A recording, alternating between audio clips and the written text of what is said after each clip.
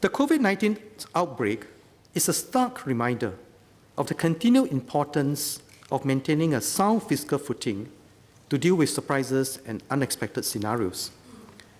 In particular, we are able to mount a decisive response to support Singaporeans and workers through uncertain times only because of good long-term planning. I announced in 2018 that we plan to raise the GST by 2 percentage points to 9% sometime from 2021 to 2025. This is to raise recurrent revenues to meet our recurrent spending, particularly for healthcare. After reviewing our revenue and expenditure projections and considering the current state of the economy, I've decided that the GST increase will not take effect in 2021. In other words, the GST rate will remain at 7% in 2021. However, we'll not be able to put off the increase indefinitely. In fact, this outbreak has reinforced the importance of continued investments in our healthcare system, including the capability to deal with outbreaks. I will still require recurrent sources of revenue to fund our recurrent spending needs in the medium term. Thus, the GST increase will still be needed by 2025. We'll assess carefully the appropriate time for the increase, but rest assured, we'll provide Singaporeans sufficient lead time.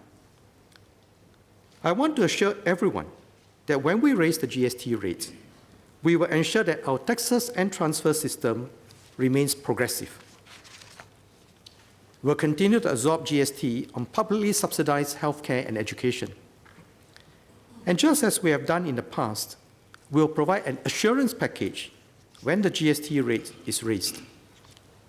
This will be a $6 billion package for Singaporeans to cushion the increase as we transition to the higher GST rate. GST is paid by all in Singapore, including foreigners working and visiting here. But the assurance package will benefit Singaporeans. The majority of Singaporean households will receive offsets to cover at least 5 years' worth of additional GST expenses incurred. So the majority of Singaporean households will receive offsets to cover at least 5 years' worth of additional GST expenses incurred. Lower income households will receive much more.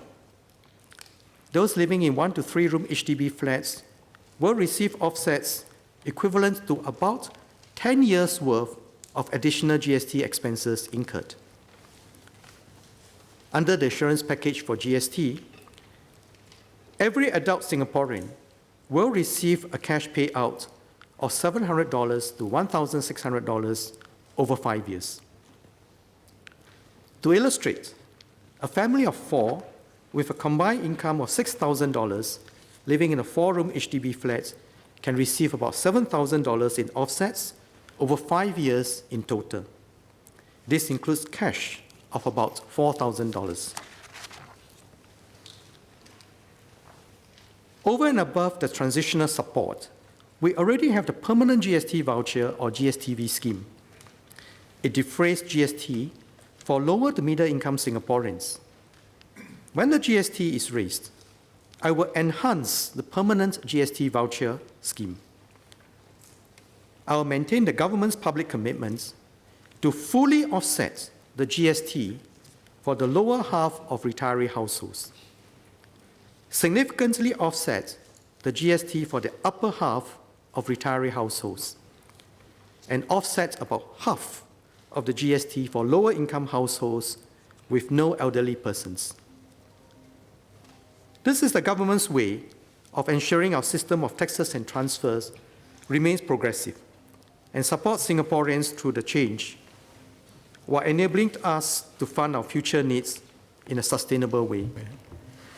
To meet these commitments, I will set aside $6 billion for the assurance package in the GSTV fund in this year's budget.